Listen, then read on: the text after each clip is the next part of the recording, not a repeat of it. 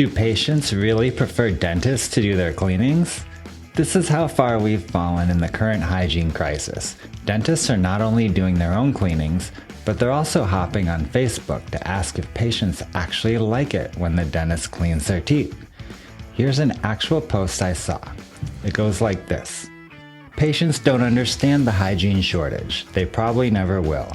A lot of dentists are doing their own profis, and some offices are hiring associates to act as hygienists. Do patients see a doctor doing their cleaning as a good thing or bad? Now, let's break down some of the responses and my take on them. Here's the first response. I've had a few patients tell me they prefer the dentist to do the cleaning. Okay, but are they also willing to pay the dentist hourly rate for that cleaning? I could show up at a free open mic night and say, you know who I'd prefer to see perform? Kendrick Lamar. But that doesn't mean Kendrick is going to show up and work for free. Sure, patients might prefer that the dentist answers the phone too. More direct, right? Or maybe they'd like the chef to come out and take their order since they know the menu best. But in the real world, delegation is what keeps businesses efficient and sustainable. If you're spending your day doing cleanings and answering phones, who's going to handle emergencies? Are patients going to be okay hearing, sorry, I can't see you for that toothache today, I'm busy doing a prophy? And when it comes to cost, are they still happy when it's $400 for a dentist cleaning versus the free one covered by insurance? Inconceivable! Here's the reality. It's your career. You only get one shot at building something that lasts. So are you going to let your business decisions be dictated by insurance limits and patient preferences? Or are you going to set the rules for what works best in the long run? Here's another response to that same question on Facebook. My case acceptance is higher when I do cleanings because it builds trust and relationships. Interesting. But if your case acceptance is that good, why do you still have time to do cleanings? And what kind of cases are we talking about here? Single fillings? Simple stuff? Not that there's anything wrong with that. Because let's be honest, if I'm dropping $20,000 on cosmetic treatment or getting multiple implants, I'm not picking the dentist who's still spending half their time scaling plaque. I'm looking for an expert, someone with authority, backed by a skilled team who's focused on what they do best. And here's the kicker. When you're stuck doing cleanings, you risk lowering your perceived authority. Patients might assume you don't do complex procedures, and before you know it, they're getting their veneers done somewhere else, because they didn't even realize you offered that kind of treatment. Even if cleaning teeth temporarily boosts case acceptance, eventually you'll reach a point where you're so busy with high-value cases that you have to delegate hygiene. What then? Do you fire the hygienist and start doing cleanings again when your case acceptance drops? How does this cycle ever end? Here's the truth. If you understand smart case presentation strategies, like the contrast principle we teach in Practice on Fire, you don't need to be the one cleaning teeth to earn patient trust or get higher case acceptance. You can build trust, close big cases, and spend your days doing the dentistry you actually love instead of grinding through cleanings and pretending it's sustainable. Because let's be real, you didn't go to dental school to become a hygienist. So why settle for that now? Okay, on to the next comment that I found super interesting. If there's no hygienist, who's going to do the cleanings? Yes, the classic question that sounds logical on the surface, but is packed with assumptions. Let's break it down. First assumption is that it's impossible to hire a hygienist. Well, is it impossible? Or is it just impossible to hire one at the rate you're offering? Because let's be honest, this is a basic supply and demand issue. In many areas, hygienists are scarce, and if you want to attract one, you're going to have to pay more than you'd like. That's just reality. But here's the kicker. If hygiene reimbursements are too low to afford a $60 an hour hygienist, then why on earth would it make more sense for the dentist, whose hourly rate should be far higher, to be doing those cleanings? If it's not profitable for a hygienist, it's a financial disaster for a dentist. And let's not ignore the elephant in the room. Dentists who overly rely on hygiene to drive exams are part of the problem.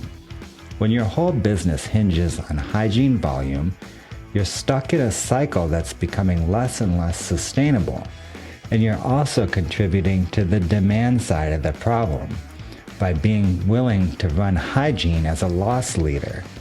If more dentists would be willing to charge what the procedure costs to deliver, insurances and patients would be forced to pay more, demand would stabilize, and we'd have a better equilibrium when it comes to fees versus salaries. The second assumption baked into this question is that the family dentistry model is the only one, and that to be a dentist you must surround yourself with boatloads of hygiene. This, however, is far from the truth. Hygiene is just one procedure on the dental menu, and there are ways to practice that either de-emphasize hygiene or eliminate it completely from the business model. So if I found myself in this situation, here's how I'd approach it. Option 1, raise hygiene fees and pay to play. Yes, this probably means dropping a bunch of insurance plans. Yes, it will likely mean lower patient flow, but that's not necessarily a bad thing. With fewer patients, you'll need to maximize each one. No more sending out high-value treatment just because fillings and crowns feel easier. You'll need to step up your game, take on more complex, profitable cases. The upside? You get off the volume hamster wheel and start collecting way more per procedure. You'll have fewer patients, less stress, and way better profitability. Option 2, ditch the hygiene-heavy model entirely. If hiring a hygienist is truly off the table, it might be time to rethink the entire practice model. Who says you have to stick with traditional family dentistry? You could pivot to a model that doesn't rely on hygiene, like opening an implant and dentures clinic to help trench mouth patients, focusing on emergency dentistry, a constant need in many communities, or specializing in cosmetics or even sleep apnea care. There are countless ways to build a profitable, full-time dental practice that doesn't involve you spending half your time as a hygienist. All right, now today we have just enough time left for one listener question, so let's hear it. I haven't been doing marketing for a long time because I'm having trouble getting new patients into my practice because the hygiene schedule is booked out for so long. Most new patients call because they want a cleaning, but when they do, we're often booking them out 6 weeks, 2 months, or even longer. What should I do? Okay, now this is a common challenge, but the solution starts with shifting our mindset. We often assume that when new patients call, it's only for a cleaning. But if this is the case, it seems to me that your marketing message needs a real overhaul. Why are you attracting patients for cleanings, one of your least profitable procedures that you have the least free capacity to accommodate, instead of for treatments that profitably fill the dentist's schedule?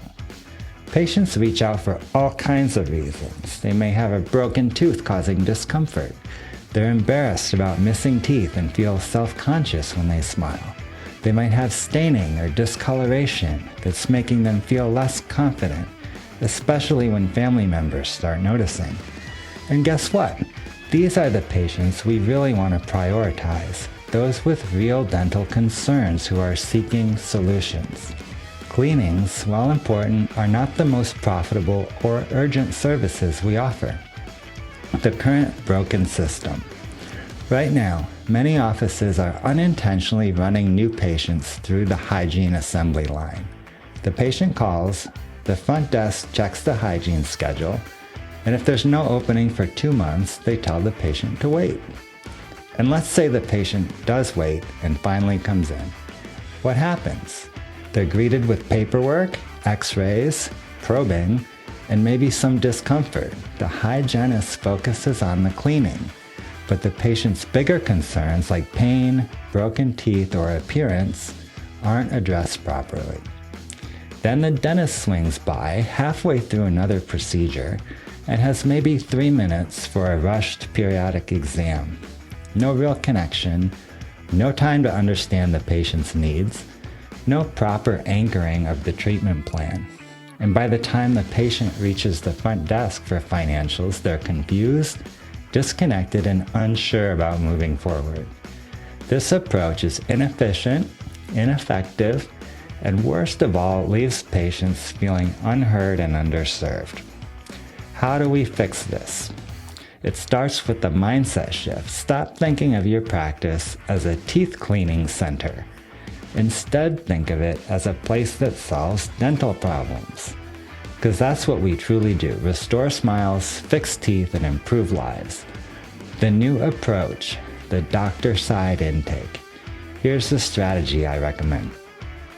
Bring new patients in on the doctor side first. Instead of routing every new patient to Hygiene, create a dedicated column for doctor side consultations. This allows you to get new patients in sooner, especially those with real dental concerns. Assign your best dental assistant. This isn't the place for your newest assistant.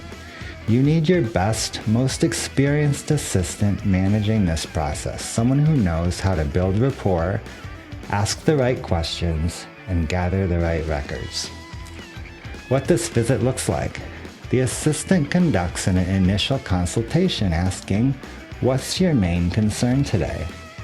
They gather essential records, photos, an intraoral scan, and any other diagnostics. If the patient is concerned about aesthetics, the assistant can offer a digital smile preview to show possibilities for the new smile. Next, preparing the dentist. Before the dentist steps in, the assistant provides a briefing. For example, Mrs. Smith is really concerned about missing teeth. She's been avoiding social events, and it's affecting her self-confidence. She's curious about implants, but wants to understand her options. Now, as the dentist, you walk into that room informed and prepared to connect. You're not guessing or rushing. Instead, you focus on understanding the patient's pain points, talking about the future benefits of treatment, not focusing on the features, like how many implants or what kind of ceramic you'll use. You're helping them envision a better quality of life. Why this works better. First of all, faster access. Patients can get in quicker because they're not stuck waiting for a hygiene slot. More comprehensive care. You're focusing on real dental concerns from the start, not just routine cleanings. Improve treatment acceptance. When patients feel heard and understood, they're far more likely to move forward with comprehensive care. Next, better workflow. Your hygiene schedule stays open for maintenance patients, while patients needing real dental treatment are fast-tracked to solutions. Addressing the objections. Now, I know some of you might be thinking, but what about those patients who just want a cleaning? And here's the reality. Some of them might not be the right fit for this immediate pathway. But that's okay. Your practice can only grow if you're focusing on the patients who need real, transformative dental care.